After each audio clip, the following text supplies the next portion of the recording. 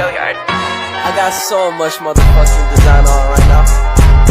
Break it down, bring it back, make it clap. I got 3 old thoughts, new block, where that thing. Bitches on my line, and you know. Kerajaan Mataram kuno merupakan kelanjutan dari Kerajaan Kalingga di Jawa Tengah sekitar abad ke-8 Masehi, yang selanjutnya pindah ke Provinsi Jawa Timur pada abad ke-10 yang didirikan oleh Sanjaya. Kerajaan ini dipimpin dan diperintah oleh bangsa Shailendra dan bangsa Isyana. Sumber sejarah Kerajaan Mataram kuno berkaitan dengan prasasti sebagai berikut. 1. Prasasti Canggal menceritakan tentang pendirian lingga di desa Kunjara-Kunja oleh Sanjaya. 2. Prasasti Kalasan menyebutkan bahwa guru sang raja berhasil membujuk Maharaja Tejapura Penangkarana untuk membangun bangunan suci bagi Dewi Tara dan sebuah biara bagi para pendeta, serta menghadiahkan desa Kalasan untuk para sangha. 3. Prasasti Kerurak berisi tentang perintah perbuatan Arca Manjursri yang merupakan perwujudan Sang Buddha, Wisnu, dan Sangha yang dapat disamakan dengan Brahma, Wisnu, dan Siwa. 4. Prasasti Balitung merupakan prasasti dari tembaga yang dikeluarkan oleh Raja Dia Balitung. Berikut gambar-gambar dari sumber sejarah. Kehidupan politik Kerajaan Mataram kuno dikenal sebagai kerajaan yang toleran dalam hal beragama, sebab di Kerajaan Mataram lama berkembang agama Buddha dan Hindu secara berdampingan. Kerajaan ini diperintah oleh 2 dinasti, yaitu dinasti Sanjaya yang beragama Hindu dan dinasti Shailendra yang beragama Buddha. Prasasti Canggal yang berangkat pada tahun 732 Masehi menyebutkan bahwa Raja Sanjaya memerintah Kerajaan Mataram kuno melanjutkan kekuasaan Raja Sana. Raja Sanjaya mendirikan Silwalingga baru sekaligus membangun pusat pemerintah baru, memindah ibu kota Kalingga ke bumi Mataram, dan bahkan mengubah nama Kerajaan Kalingga menjadi Medan Bumi Mataram, yang artinya Kerajaan Mataram yang beribu kota di Mataram. Raja Sanjaya digantikan oleh putranya yang bernama Rakai Panangkara. Pada tahun 752 Masehi, kekuatan Sriwijaya kembali bergerak ke Jawa, menaklukkan wangsa Sanjaya di tanah Sunda dan bumi Mataram. Tahun 874 Masehi, Rakai Pikatan keturunan wangsa Sanjaya berhasil mengusir wangsa Shailendra dari bumi Mataram, yang menyebabkan para putra dewa melarikan diri ke tanah Ayodhya, Sumatera, Sriwijaya. Rakai Pikatan yang juga suami Sri Pramodana Wardani bertakhta di Jawa Tengah menggantikan sama Ratu Rangga.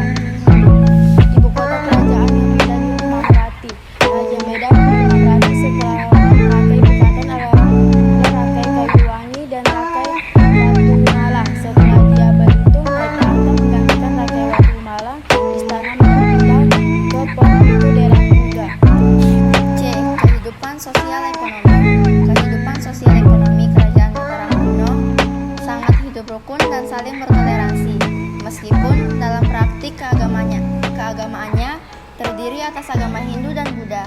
Sikap itu dibuktikan karena mereka bergotong royong dalam membangun Candi Borobudur. Kehidupan sosial ekonomi bertumpu pada sektor agraris. Wilayah Kerajaan Mataram kuno dikelilingi pegunungan dan sungai-sungai besar. Hal itu membuatnya memiliki tanah yang subur, sehingga cocok untuk kegiatan pertanian. Itulah mengapa kehidupan ekonomi Kerajaan Mataram kuno cenderung bergerak di bidang pertanian. Usaha perdagangan mulai dapat diperhatikan ketika Raja Belitung berkuasa.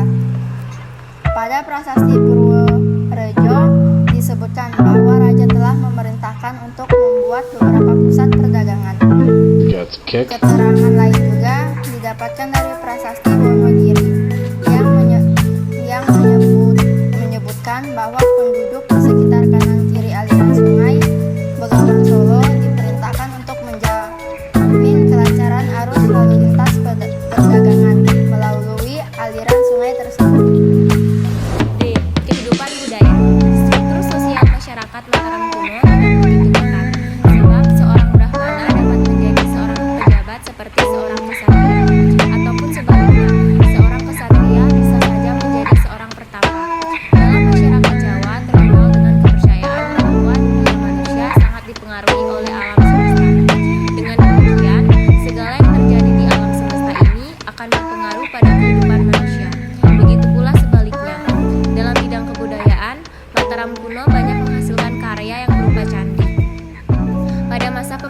Raja Sanjaya telah dibangun beberapa candi antara lain Candi Arjuna, Candi Bima, dan Candi Nakula.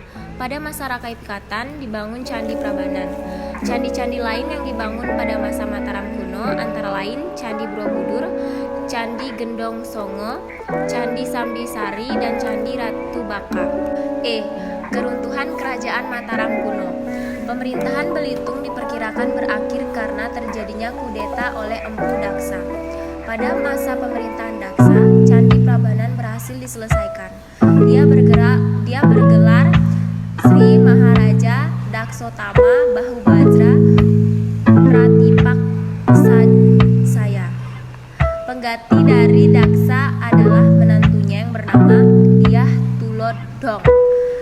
Dia bergelar Sri Maharaja Rakai Layang Dyah Tulodhong Sri Sajanasan Mata Nuragatunggadewa. Tulodhong akhirnya tersingkir oleh pemberontakan Dyah Wawa yang bergelar Sri Maharaja Rakai Pangkaja Dyah Wawa Sri Wajaya Lokana Motungga.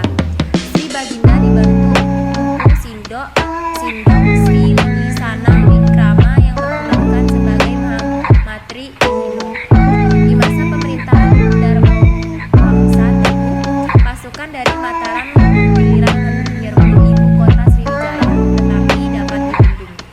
Akhirnya pada tahun 1016, ibu kota Mataram kembali digempur oleh pasukan Aji Wurawari dari